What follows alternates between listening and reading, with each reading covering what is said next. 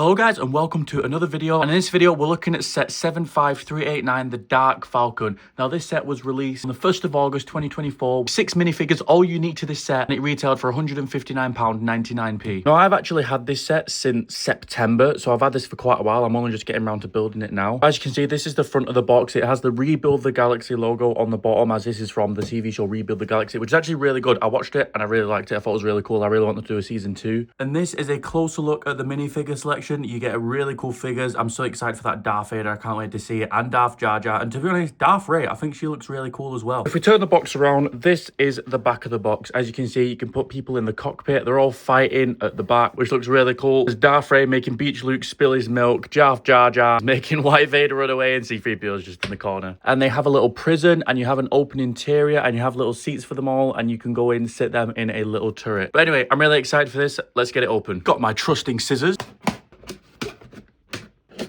So this does lift up just like the Star Destroyer set, and it's like a box where all of them come in. Like, you can take the lid off and then it's just a box inside, which is really cool.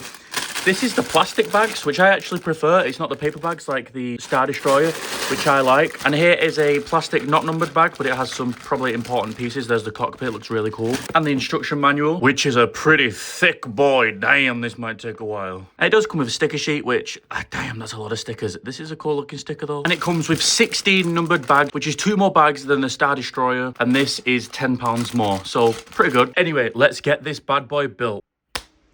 So this is what the set looks like, and off the bat, as you can see, it looks really, really cool. But let's start off with the minifigures. So this is the first minifigure, and it's my favorite minifigure from the set. It is Jedi Vader. He's got the arm printing on both sides, leg printing, chest printing, and he's got the nice white helmet. And under the helmet, you've got Jedi, well, just Anakin Skywalker, I guess. And then he's got the white cloak and the printing on the back. This figure looks so, so cool. This is probably one of my favorite minifigures now. Next up, we have Beach Luke. And again, he's got foot printing, leg printing. He doesn't have arm printing, but that's because he's wearing a short sleeve top. He's got the necklace that Padme has, which is a really cool detail. And he's got his blue milk with his long hair. And he does have a double face, which is one of his goggles on, which I really, really like. And you can see loads of detail on the back of his shirt, which is really nice. Very cool figure. And this is the next figure, Darth Dev, which honestly, I really like this figure. I really like the printing on the arms and how it is not on this side. And he's got leg printing again. He's got this really cool hair piece, and he's got like a angry face, and he's got like a good face, because if you haven't watched the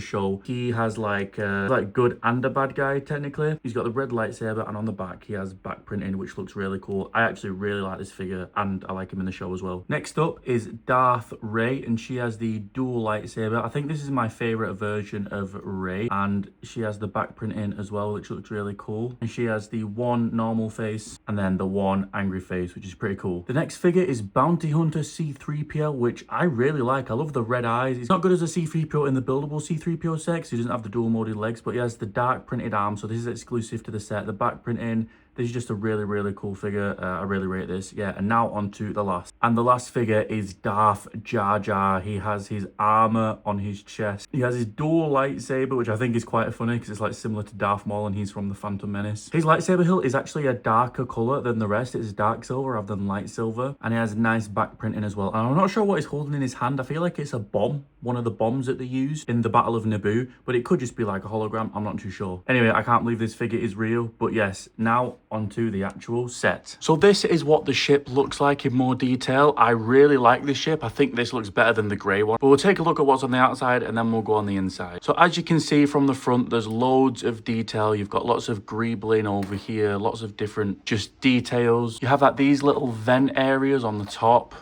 One here, one here. These are all stickers, by the way, which I weren't really a fan of. You have a turret here. This can be lifted up, and the turret can be also moved on the ball joint.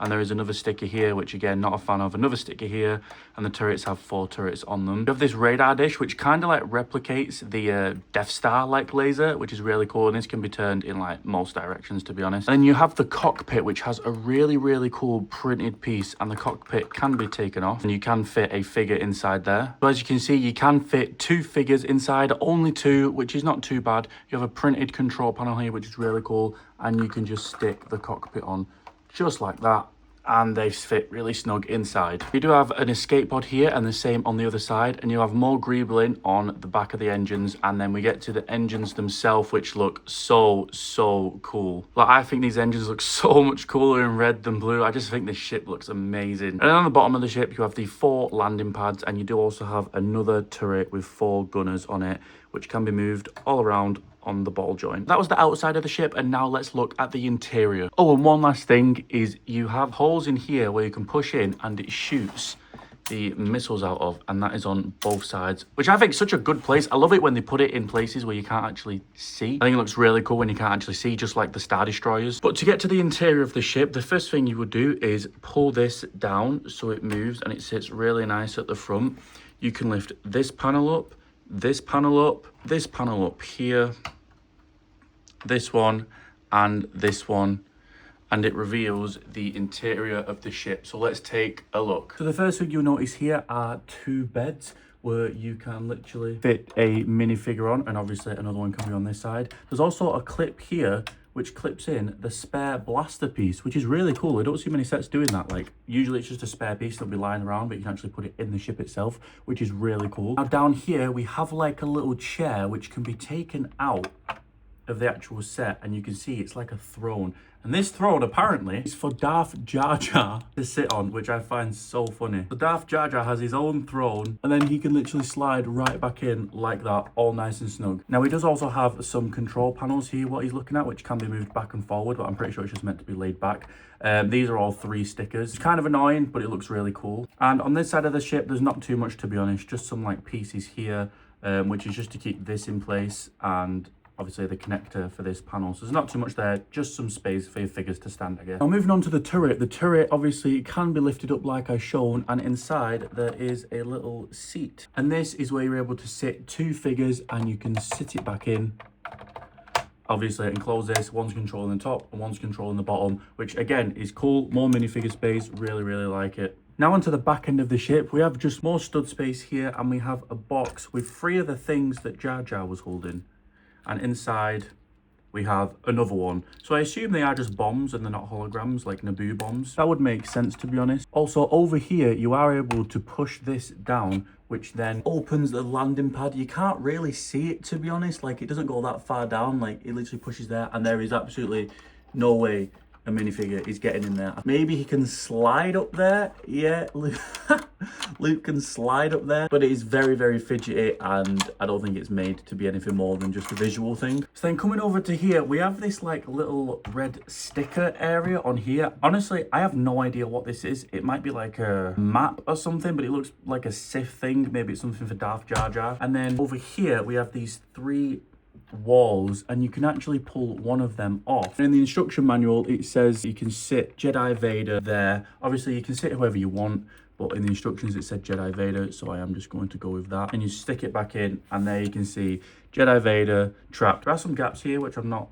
too keen on, but you know, it's okay. And then on this side, which is probably my favorite room, we have the games room. Now I'm pretty sure this is supposed to be some kind of console, like maybe a PS5, because it sits next to the TV, and on the TV you do get the game. I can't remember what it's called, Jericho or something, but in the original Falcon obviously it's a board game, but here it's now a video game, which I find really funny. You do get a controller sat there, and you do also get this sticker piece, which I assume is like the disc for the game or the TV remote, but it looks more like the disc for the game, to be honest. And then you do get 2 seats here. Both can be moved, and they both have stickers on them. And in the instructions it says Beach Luke sits there, which makes the more sense of him playing the video games. Now one last thing I want to touch on, which I'm not sure is different to the last Falcon, is the panels themselves. They're connected through a little like black lightsaber hilt that's going through all of these, so you physically can't take the panel off. Like, if you lift it up, it lifts the ship up. And I'm pretty sure in the grey Falcon this wasn't there. Like, you could lift this up and pull the plates off. I can't remember. If someone could let me know. My grey Falcon is at home, so I can't really compare it, but I'm pretty sure that's new. But this does have more pieces than the grey Falcon as well, and I'm pretty sure that's just because there's a bit more on the interior, but they do improve on some of the design and the look. Only by a little bit. It's the exact same size. At first glance, it will look the exact same, apart from it being black. and maybe the radar dish looking like a Death Star. So that is the Dark Falcon. We've covered mostly everything, all the play features, the details, the figures. Now, although this is basically the exact same as the Falcon from a few years ago, I do prefer this one. I prefer the color, and I definitely prefer the figures. That being said, it's 1,579 pieces for £159.99. So the price per piece is basically right, and you do get your money's worth. Now, people might rate this lower because it's basically the exact same as an old set, just a different color. But if we're ranking this on an individual set, just on its own, I'd probably give this a 10 out of 10. Like, I'm not sure what other figures they could add. They're all exclusive to the set. The color scheme looks amazing. The size is amazing. The price per piece is amazing. And there's so many play features, and there's more room to put more figures in if you did want to. And it looks amazing on display. But anyway, that is my verdict. What do you think about this set, and what would you rate it? Let me know down in the comments below. Thank you for watching. Don't forget to like and subscribe, and I'll see you later.